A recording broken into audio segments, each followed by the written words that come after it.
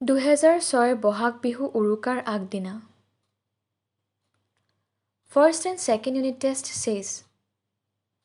স্কুলৰ বাছত ঘৰলৈ আহি আছোঁ। উইণ্ড' ছিটটোৰ হাৱাৰ বাবে চুলিখিনি বাৰে বাৰে মুখৰ আগত পৰিছেহি। চুলিখিনি অঁতৰাই কাণৰ পিছফালে গুজি দিওঁতে লগত বহা মোৰ ফ্ৰেণ্ডজনীয়ে সুধিলে, দিবি নেকি বহিবলৈ? মই দেৰি নকৰি উত্তৰ দিলোঁ, নাই নিদিওঁ দেই, ইমান ভাল লাগিছে, কিমান দিনৰ মূৰত পাইছোঁ বহিবলৈ। তাই বেয়াই পালে, ইমান সৰু কথাতনো বেয়া পায়নে? পিছে মনটো ভাল লগাবলৈ মই নিজেই কথা পতা আৰম্ভ কৰিলোঁ। কাইলৈৰ পৰা বিহু বন্ধ। ঐ, তই কি ল'লি বিহুত? তাই তৎক্ষণাত উত্তৰ দিলে, মায়ে মোক ফ্ৰক এটা দিলে আৰু দেউতাই মেচিং চেণ্ডেল এযোৰ। তই কি ল'লি? অজলা আছিল যে মনবোৰ, বেয়াও যিমান সোনকালে পায়, ভালো সিমান সোনকালে হয়। মই ক'লোঁ, আজি আমি যামহে বজাৰ কৰিবলৈ। বাছৰ ষ্টপেজত ৰখালে। বাছৰ পৰা নামি সদায়ৰ দৰে মাৰ মুখখন বিচাৰিলোঁ। মা ৰৈ আছে আৰু 2-4জনী আণ্টিৰ লগত কথা পাতি আছে। মই আৰু মা খোজকাঢ়ি ঘৰলৈ বুলি গৈ আছোঁ। জেদ ধৰিছোঁ, চিপছ কিনি দিব লাগে, তেতিয়াহে ঘৰ যাম। আজি পৰীক্ষা চেছ হৈছে আকৌ। পইচা কিন্তু নিজৰে।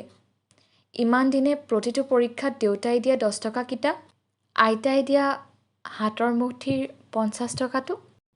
ঘৰ সোমাই দেখোঁ আইতা বহি আছে বাৰান্দাত। কেনেকুৱা হ'ল পৰীক্ষা? একদম ভাল। ভালেই হওক বা বেয়াই, ভাল বুলিয়েতো কম। আইতাৰ কাষতে বহি চিপছ চোবাই আছোঁ।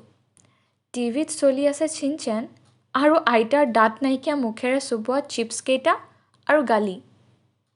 নিউজ চাবলৈ লাগে হেনো। আইতাৰ তাৰণাত উঠি গ'লোঁ। তৎক্ষণাত মাৰ ওচৰ পালোঁগৈ। মা, দোকানলৈ কেতিয়া যাম? মায়ে উত্তৰ দিলে, দেউতা আহকচোন অফিচৰ পৰা। নকিয়া টাইপিং ফোনটো দি দেউতাক ক'লে, অফিচৰ পৰা সোনকালে আহিবা, কিবা এটা ল'ম বিহু বুলি। সন্ধিয়া আইতাক ৰখীয়া থৈ মই দেউতা বজাৰলৈ গ'লোঁ। ইটোৰ পাছত সিটো ফ্ৰক পিন্ধোঁ।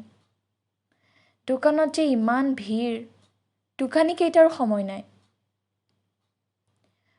শেষত এটা বেঙুনীয়া ফ্ৰক কিনি ঘৰলৈ আহিলোঁ। একলগে ভাতকেইটা খাই আইতাৰ বিচনাত জাপ মাৰি উঠি আইতাক ধৰি শুই গ'লোঁ।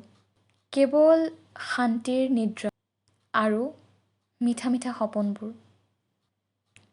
আজিৰ দিনত এয়া মাথো সপোন, কি কৰিম, অনলাইনৰ দিন নাছিল যে সেইবোৰ। এটা ক্লিকত মানুহৰ জীৱনটো নিৰ্ভৰশীল নাছিল। 2006 বহাগ বিহুৰ সেই উৰুকাৰ দিনা 2006 বহাগ বিহুৰ সেই উৰুকাৰ আগদিনা মোৰ জীৱনৰ আটাইতকৈ মধুৰ দিন আছিল।